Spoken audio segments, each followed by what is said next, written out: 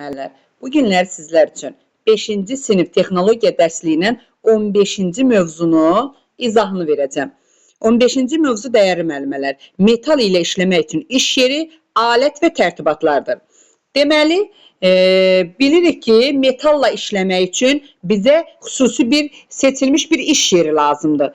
Yəni, metalın əl ilə emal üçün bizə iş yerində həm çilingər versakı, həm də kombinə edilmiş versak lazımdır.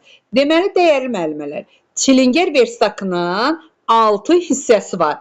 Kombinə edilmiş versakın isə 5 hissəsi var. Çilingər versakı ilə kombinə edilmiş versakın arasındakı fərq bilirsiniz nədir? Çilingər versakında alətlər üçün yeşik var. Kombinə edilmiş versakda isə alətlər üçün yeşik yoxdur. Deməli, çilingər versakın hissələri bunlardır.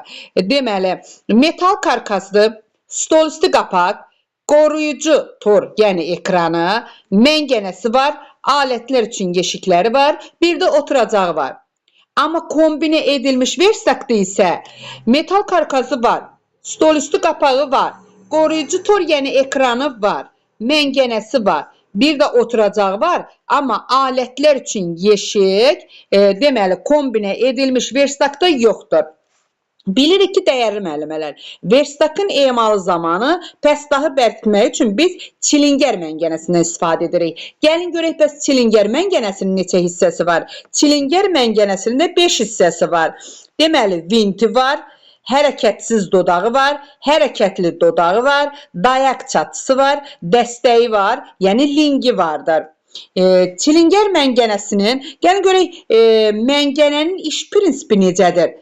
Məngənənin iş prinsipi dəyərli müəllimələr. Məngənənin iş prinsipi belədir ki, pəstahı məngənənin dodaqları arasında yerləşdiririk. Əvvəlcə yerləşdiririk. Yerləşdirdikdən sonra dəstəyi saat əqrəb istiqamətində fırladırıq. Fırladıqda işlək vint pəstahı hərəkət edən dodaqlar arasında sıxır.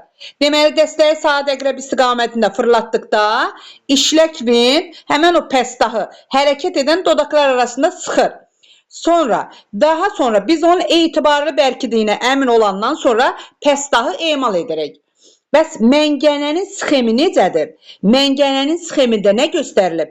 Məngənənin sxemində də dəyərli müəllimələr, hərəkəti bir halqadan digərinə, yəni dəstəkli vitdən hərəkətli dodağa ötürülməsi göstərilir. Bilirsiniz ki, məngənənin sxeminin şəkili də verilibdir. Bax, dəyərli müəllimələr, hər bir dərsi öyrəndikcə şəkillərə diqqətlə baxın. Təhlükəsizlik qaydalarını oxuyun. Çünki miqdə şəkillər düşür, yəqin ki, sertifikasiyada da salacaqlar. Sonra təhlükəsizlik qaydalarını göz yaddaşı ilə əzbərləyin. Dedik ki, məngənənin sxemində də hərəkəti bir halqadan digərinə ötürülür. Yəni, dəstəkli vintdən hərəkətli dodağa ötürülməsi göstərilir. Bu da bizim, deməli, 15-ci mövzumuzun aydın şəkildə izahı.